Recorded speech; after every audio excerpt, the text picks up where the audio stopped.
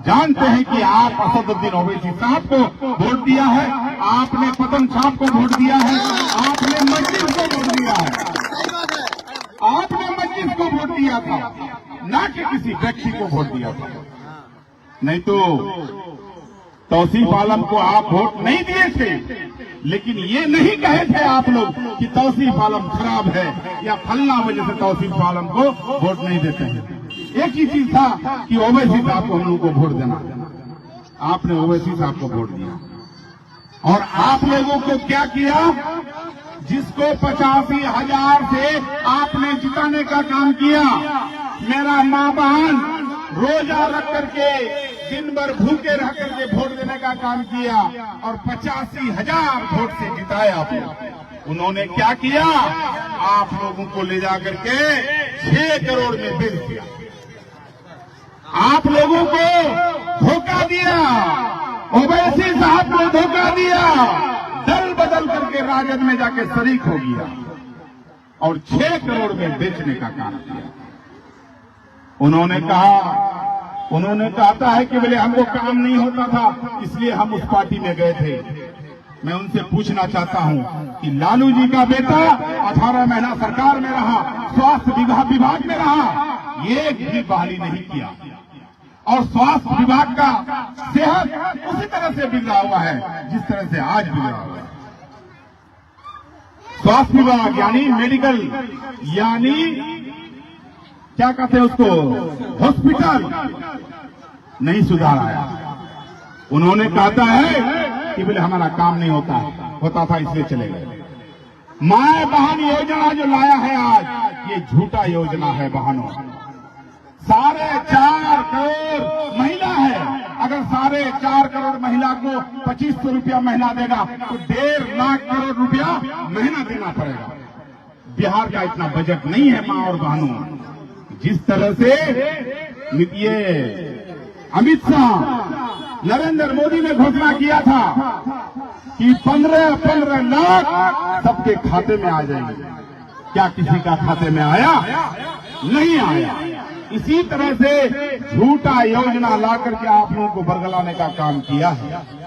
किसी भी इसमें नहीं जाना है, क्योंकि आधार कार्ड अगर देंगे तो आपके नाम पर सिम कार्ड निकाल सकता है। आप अगर बैंक का अकाउंट देंगे तो आपके नाम पर फॉरवर्ड करके आपके नाम पर बैंक से लोन उठाया जा सकता है। आप पीएन कार्ड दोगे, आपके नाम पर फॉरवर्ड सिम निकाल करके आपके खिलाफ कहीं जाकर के क्राइम करेगा। सिम रहेगा आपके नाम पर, मेरे माँ और बहन के नाम पर रहेगा, लेकिन वो क्राइम करेगा आसाम में, वो क्राइम करेगा दिल्ली में, वो क्राइम करेगा मध्य प्रदेश में, और जब केस होगा तो मेरा माँ और बहन के नाम पर होगा केस। इसलिए मैं अपने माँ बहनों से कहूंगा, किसी को आधार कार्ड नहीं देना है, किसी को पीएन कार्ड नहीं देना है, किसी को भी बैंक का अकाउंट नहीं देना है माँ और बहनों, क्योंकि ये योजना लागू नहीं होगा। आज लालू जी का बेटा बोलता है कि हम लोग गठबंधन नहीं करेंगे। मैं आप लोगों से पूछना चाहता हूं कि हम लोग 18% हैं और यादव जाति के लोग सिर्फ 14% है। नौजवान साथियों, आप लोगों को शायद मालूम नहीं है, मेरे भाइयों, 14% है यादव, हम लोग 18% हैं। आज हम लोगों के साथ गठबंधन नहीं करना चाहता है। हम लोग सोच रहे थे कि बीजेपी को हम लोग मिलजुल करके हराएंगे, लेकिन लालू का बेटा हम लोगों से गठबंधन नहीं करना चाहता है। कहावत में है, गुड़ खाए गुलगुल्ला से परहेज, वही कहावत है। यानी मुसलमानों का वोट चाहिए लालू जी का बेटा को, लेकिन मुसलमान का नेता के साथ गठबंधन नहीं करेगा। मैं आपसे कहना चाहता हूं, बगैर एमआईएम का लालू जी का बेटा का सरकार नहीं बनेगा, ये बात तय है। अगर सोचता है कि बगैर एमआईएम का हम सरकार बना देंगे तो लालू जी का बेटा का जो तेजस्वी यादव है उसका भूल है। मैं चैलेंज करता हूं, याद रखना तेजस्वी, याद रखना तेजस्वी, हम लोग तो 100 सीट पर लड़ेंगे, हमारा तो 10 नहीं, 20 नहीं, 30 नहीं, 40 सीट आएगा ही इंशाअल्लाह। और हमारा अगर 40 सीट आ गया तो फिर हम लोग मुख्यमंत्री बनेंगे। तुम्हारा गठबंधन, फिर तुमको हमको मजबूरन सपोर्ट करना पड़ेगा, नहीं तो बीजेपी सरकार बना देगा।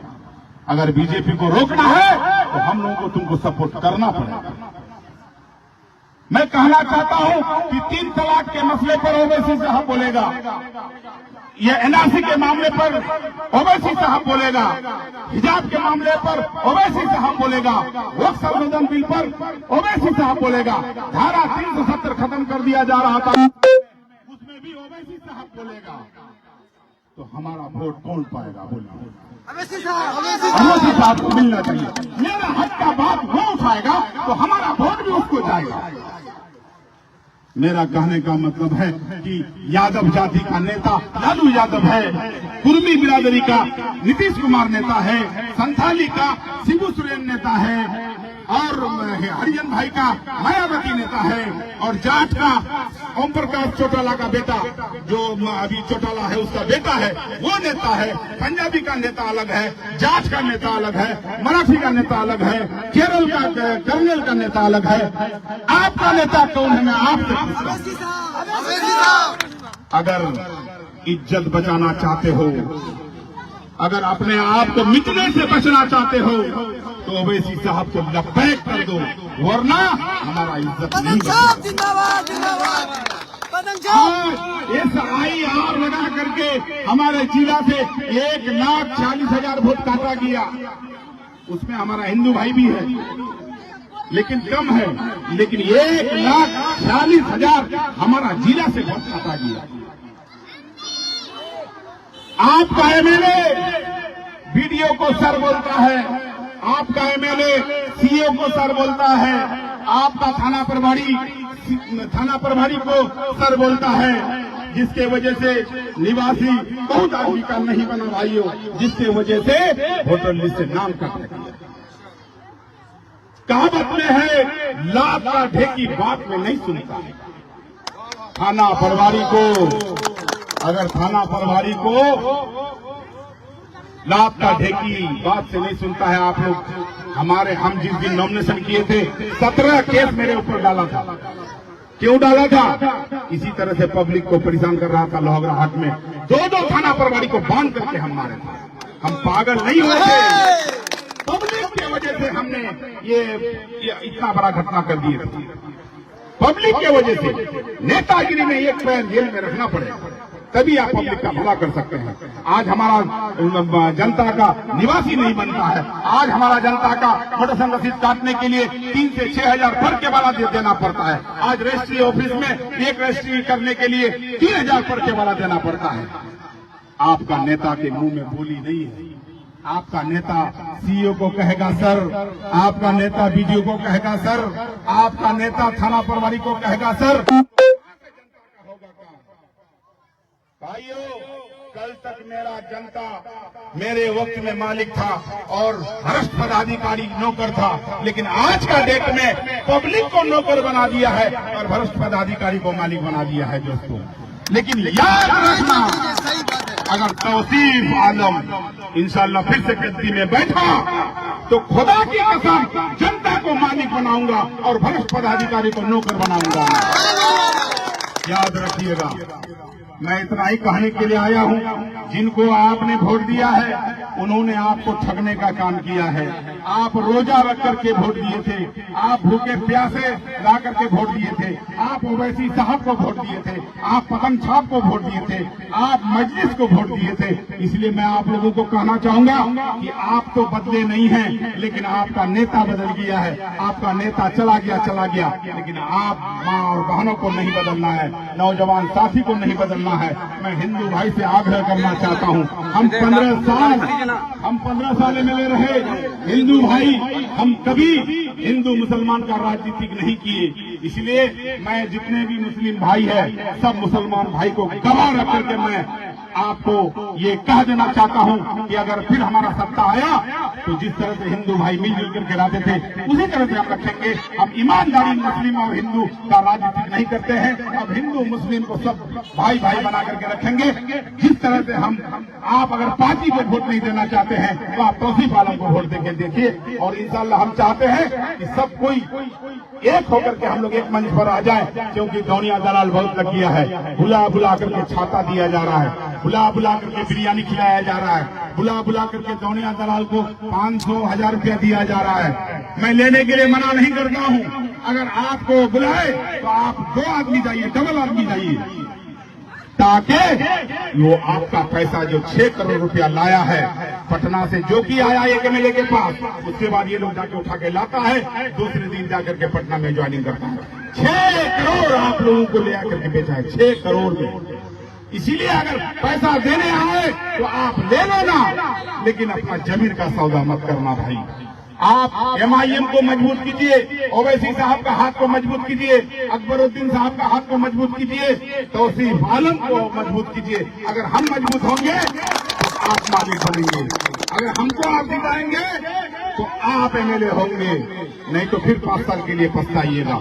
आज वो कहता है कि कोई काम नहीं किया है। ये इतना बड़ा पुल बना हुआ है सामने में, ये रोड बनाने का काम हम किए थे। झाकट्टा से जो आप पहाड़गांव होते हुए जाता है, ये रोड तौसीफ आलम ने बनाया है। 5 आपका पावर स्टेशन बनाया है, 84 मदरसा भवन बनाया है, 73 कब्रिस्तान घेराबंदी किया है, जगह जगह रोड, हाई स्कूल हर पंचायत में बनाए हैं। बगल में आपका एक मेडिकल स्कूल बनाए हैं, और आगे जाकर के देखिए आपका हाई स्कूल भवन बनाए हैं। कहाँ कहाँ नहीं तौसीफ आलम काम किया है। मैं उनसे पूछना चाहता हूँ कि आप क्या काम किए हैं। उन लोगों का लोग कहता है कि बोले जाहिल नेता है। मैं उनसे पूछना चाहता हूँ कि तुम्हारा नेता 9 फेल है, तौसीफ आलम मैट्रिक पास किया हुआ है। तुम्हारा नेता से ज्यादा पढ़ा लिखा है, और मैं उस नेता का सिपाही हूँ जिन्होंने इस देश का बैरिस्टर असदुद्दीन जिसका नाम है, एक बैरिस्टर था जो महात्मा गांधी नाम हुआ करता था, जिन्होंने इस देश को आजाद किया। एक बैरिस्टर था जिन्होंने इस देश का संविधान को बना दिया, जिसका नाम अम्बेडकर था। और एक बैरिस्टर आज है जो हमारा नेता है, उसका नाम असदुद्दीन ओवैसी साहब है। इसीलिए मैं जिसके साथ हूँ उसका नाम असदुद्दीन ओवैसी साहब है और बैरिस्टर है। इसीलिए मैं आप लोगों से कहना चाहता हूँ कि आप लोग एक मंच में आकर के आप लोगों को पतंग छाप में वोट देना है। और 4 टर्म के दौरान अगर हमसे कोई गलती हुआ है, चाहे हमारा हिंदू भाई से, चाहे हमारा मुसलमान भाई को, अगर हमसे कोई तकलीफ हुआ है या मेरा माँ बहनों को, तो मैं उन लोगों से माफी मांग रहा हूँ। अगर 4 चरण में हमसे गलती हुआ है तो मैं माफी चाहता हूँ आप लोगों से, और इंशाल्लाह मुझे माफ करें और फिर से पतंग छाप को वोट दें। यही कहा करके मैं रुखसत होता हूँ। अस्सलाम वालेकुम व रहमतुल्लाहि व बरकातहू।